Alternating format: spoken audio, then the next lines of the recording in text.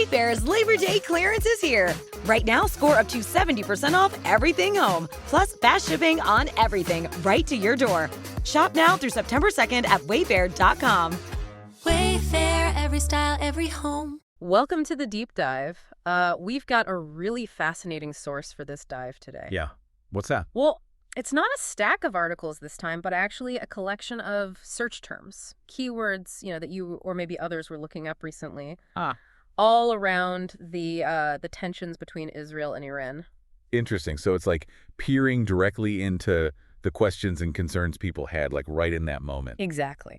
So our mission today then is to take this raw data, these specific searches, and try to extract the core actions, the key players, locations. The underlying issues. Right. The issues that they collectively shine a light on. See what picture emerges. Okay, let's unpack this unique source then. And I mean, what immediately jumps out from these terms is the sheer level of concern. How so? Just think about the frequency of searches like WW3, war with Iran, Iran-Israel war, and Israel-Iran war. Wow. That wasn't some, fringe search. It was right there near the surface. That is fascinating because it really sets the stage, doesn't it? Yeah. It tells us that for many people looking into this, the immediate thought was the potential for a massive escalation. Mm-hmm. So, okay, with that level of anxiety sort of hanging in the air, let's look at the specific actions the search is focused on. Exactly. And the core events capturing attention are crystal clear in these terms. Mm-hmm. Israel attacks Iran, Israel strikes Iran, Israel bombs Iran. That was definitely a major focal point. Yeah, that's prominent. Yeah. But what's crucial here, and you can see it immediately in these searches, is that this wasn't perceived as like one-sided. Right. Right alongside those Israeli actions, people were searching for Iran attacks Israel, Iran strikes Israel, Iran bombing Israel, and maybe specifically Iran retaliation. So the data itself shows that tit-for-tat idea was top of mind for people. Absolutely. And the searches, they even get into the mechanics too, revealing what people wanted to know about how these strikes happened. Like what? Well, terms like airstrikes and drones appear, people trying to understand the methods being used. What? And the presence of preemptive strike alongside retaliation in the searches. That's particularly interesting. Why is that? It suggests people were trying to understand not just the what and how, but the why. Mm-hmm. Was one side reacting or was the other acting first? Yeah. That kind of question. Right, the motivation behind it all. So, okay, who were the key players driving this, according to these searches? The terms clearly highlight the main state actors, Israel and Iran. No surprise there. No, but they also zeroed in on specific individuals.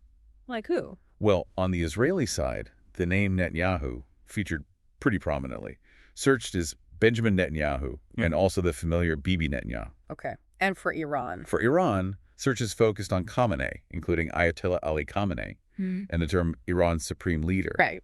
And the name of the Iran president, Masoud Pezeshkian, also appeared in the terms list we have. So these were kind of the political faces people were looking up. Exactly. But what's also striking is the specific interest in military and organizational figures. Oh. Yeah, searches included Hossein Salami, often identified as Irji's chief, Which stands for? head of Iran's Islamic Revolutionary Guard Corps. Got it.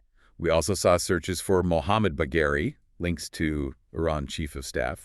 Other names like Ali Shamkhani, Gholam Ali Rashid, and Faridun Abbasi were present too. And there was even a search term, Irji chief killed. Now that reflects concerns or maybe reports about casualties, though the search data itself doesn't confirm a specific event there, obviously. Just that people were searching for it. Exactly. And beyond individuals, the searches also highlighted the key institutions, right? Like IDF. Israel's defense forces. Yeah, and IRGC, Iran's Revolutionary Guard Corps. We saw searches like, what is IRGC too? People trying to understand what that group actually is. And Mossad, Israel's intelligence agency. We also see IAEA, the International Atomic Energy Agency. Suggesting searches may be related to international oversight, nuclear inspections, that sort of thing. So the prominence of these specific military and intelligence figures, alongside the political leaders and the big state bodies like the IRGC and IDF, it really shows people were trying to understand the whole chain of command. Yeah, and the organizations carrying out or, responding to the actions. Okay, now let's talk geography.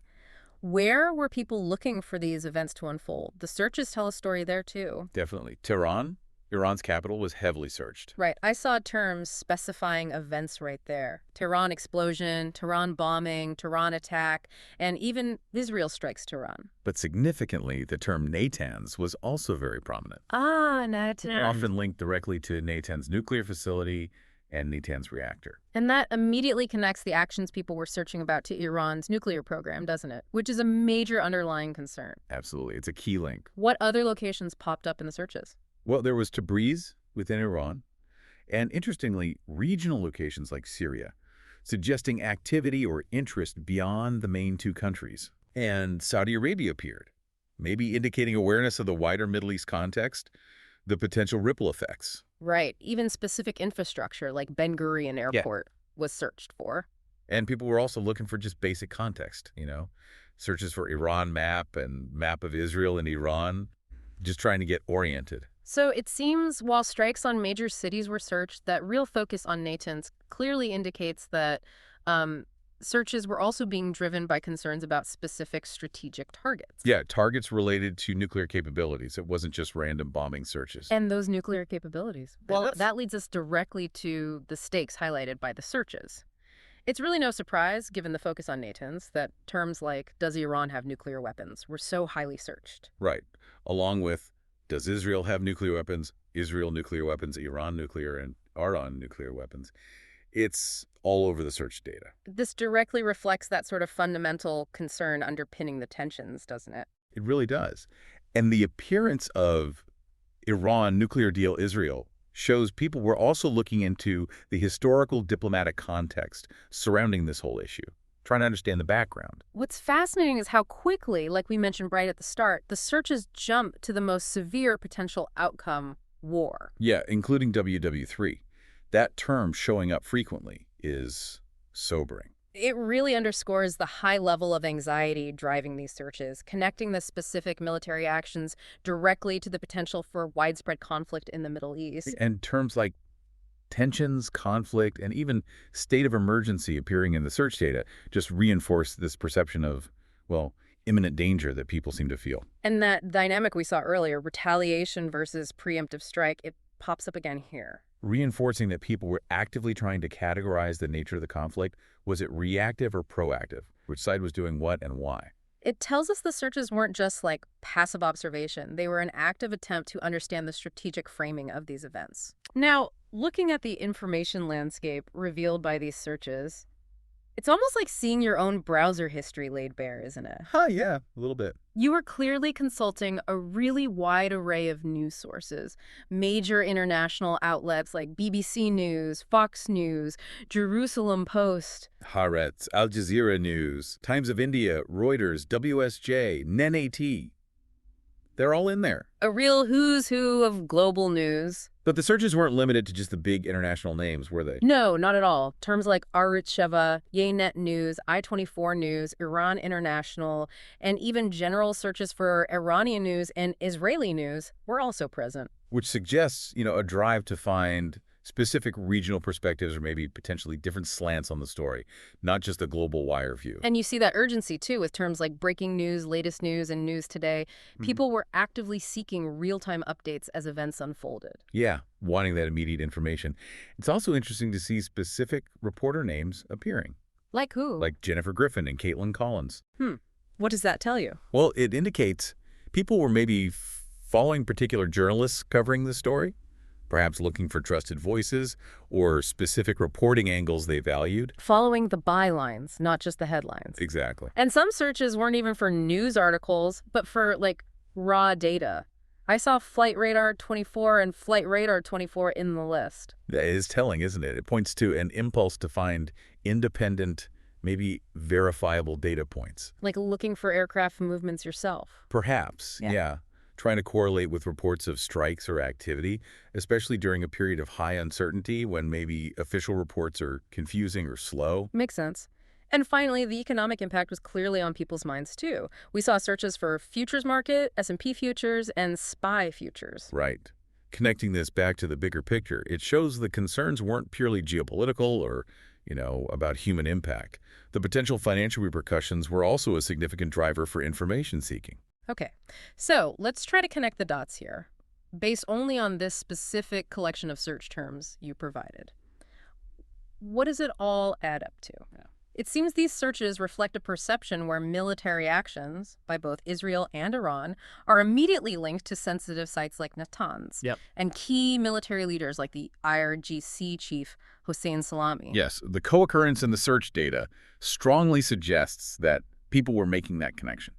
The strikes, Iran's nuclear program, and the specific military bodies believed to be involved. So the narrative appearing in the searches is kind of one of strikes potentially related to nuclear capabilities overseen by these specific military figures. That seems to be the picture emerging from the search behavior, yes. And the presence of terms like retaliation and preemptive strike alongside the actual strike terms, that captures the essence of a perceived back and forth. A cycle of action and reaction, yeah. That's clearly how it was being framed or understood by those searching. And the sheer range of news sources people looked at, coupled with searches for raw data, like flight tracking, it really highlights a determined effort to get information from multiple angles. And potentially to verify official reports during a really fluid, confusing situation. Not just taking one source's word for it. We also saw those little terms like spy and unilateral. Small details, perhaps, but they add layers to how these actions might have been framed or understood by people searching. Little hints about the perceived nature of the actions, yeah. Espionage, maybe going it alone. And the inclusion of political figures, commentators like Marco Rubio, Mark Levin, John Fetterman. And the historical mention of Trump-Israel. Right. It shows that the public's search for information wasn't limited to just the events themselves, but it extended to political commentary, reactions, and even historical context. Trying to place it all within a broader political landscape. So based purely on this unique snapshot of search terms, we see a clear focus on the specific actions by Israel and Iran, the key individuals and entities involved. The critical importance placed on locations like Natanz. And that ever-present question of nuclear capability driving so much of the concern. All framed within the broader context of significant Middle East tensions. That immediate fear of wider conflict reflected in the WW3 searches. And this active, multifaceted search for information across a really wide spectrum of sources. Okay, so here's where it gets really interesting, thinking about this specific source.